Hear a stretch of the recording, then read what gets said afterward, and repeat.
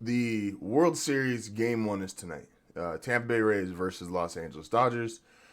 And I believe there's going to be a lot of hype behind the narrative that this is David versus Goliath. And while financially that may be true, because two guys on the Dodgers, Clayton Kershaw and Mookie Betts, with their prorated salaries, make $26 million this year, while the entire Tampa Bay Rays team made 28. It's not as David versus Goliath as we think. But here's what Tampa Bay does have an edge. So Tampa Bay is the last 3 years, let's look at these teams, has won 90 plus games the last 3 years. Pro rate this season, right? Obviously this season we only got to 60. So they won 90 games 2 years ago, didn't make the playoffs. 96 games last year, made the playoffs, lost to the Astros. And then this year, they were the best team in the regular season in the American League. Coincidentally, the Dodgers are also the best team in the regular season in the National League. And the Dodgers, I believe, have the best record in the National League the last 3 seasons combined. But here's where Tampa has an edge. Because I could go all day about how, yes, the Dodgers should win the World Series. The Dodgers should win convincingly almost every series they're in. Because the Dodgers do have, and this is where you get dynasty baseball teams,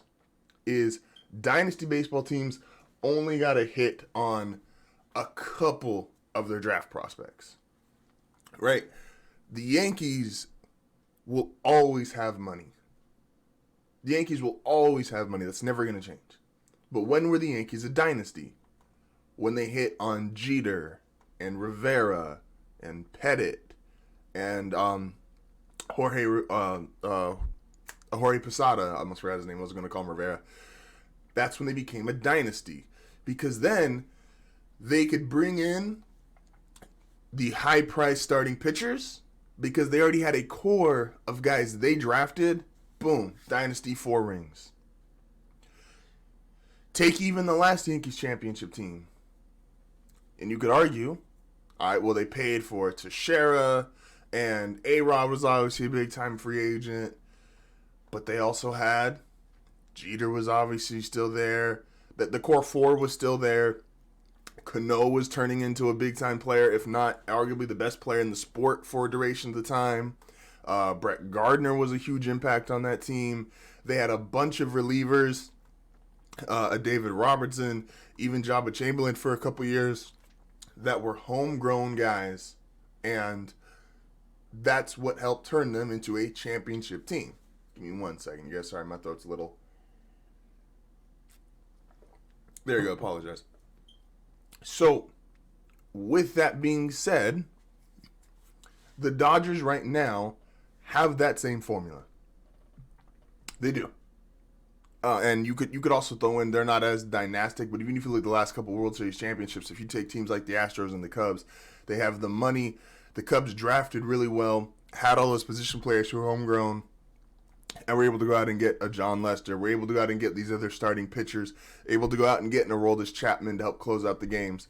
The Astros were all there with, regardless how you feel about them now, when they had all that young talent, were able to go out and get a Justin Verlander.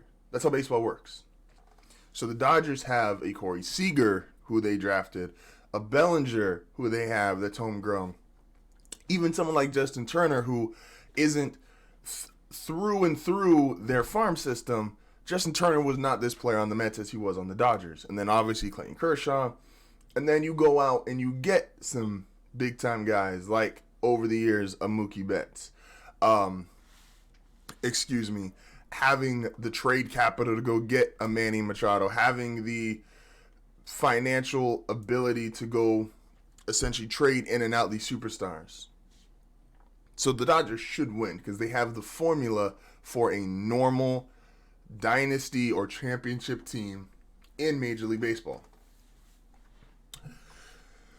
Problem is, and this is what Tampa does an exceptional job with, is Tampa Bay, year in, year out, plays with no pressure, no matter how good they are. It's great. There has never been a Tampa Bay Rays player who has had the expectations of maybe the 5th best Dodger or Yankee. Like, Mike Trout, while he's only made the playoffs once, has great expectations because we all believe he's the best player in the game and one of the best players we've ever seen. Tampa Bay doesn't have that. The 2 best players, I could argue the 4 best players in Rays history have never had that kind of pressure. Evan Longoria never had that kind of pressure.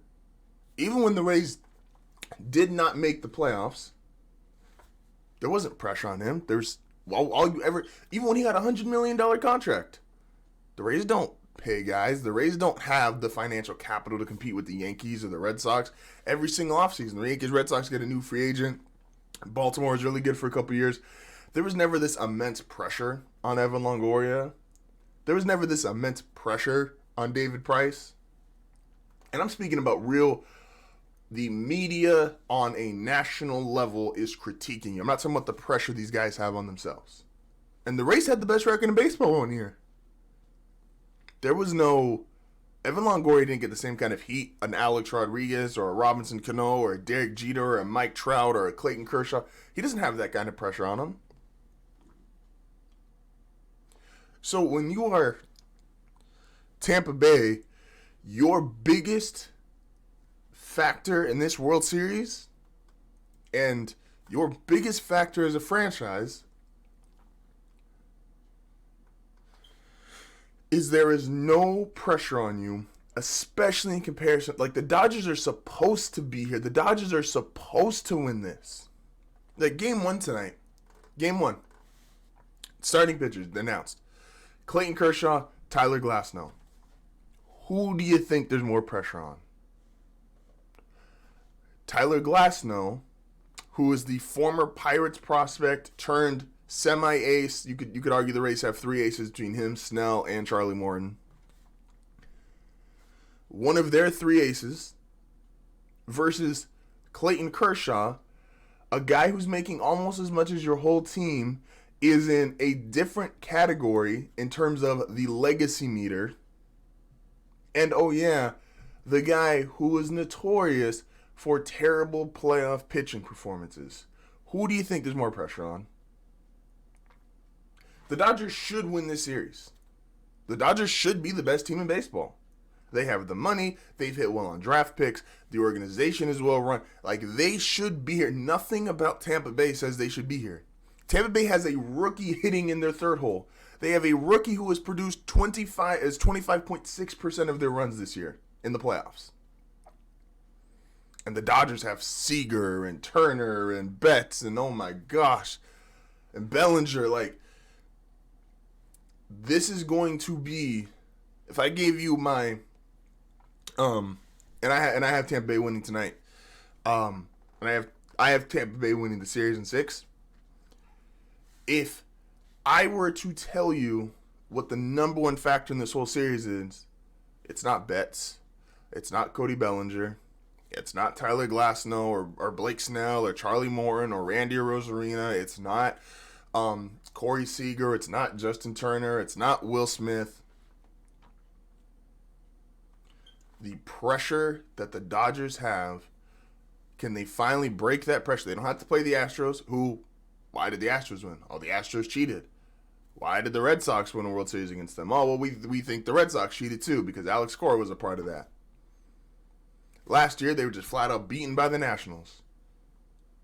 And now, there's no pressure. You have the better roster. You have, I remember it was ESPN or Bleacher Report, one of them put up the top 15 players in the series. And they were all Dodgers except for the 3 Rays starters I mentioned and Nick Anderson, who's a relief pitcher. And they had Randy Arozarena at 15, I believe. So 10 of the 15 were Dodger players and position players. Nick Anderson was one of the 15 best players in the series, and he's a relief pitcher. Not even a closer, just a relief pitcher. This is what Tampa Bay is dealing with right now.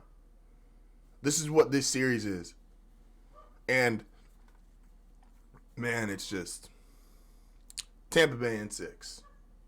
Dodgers should win, though.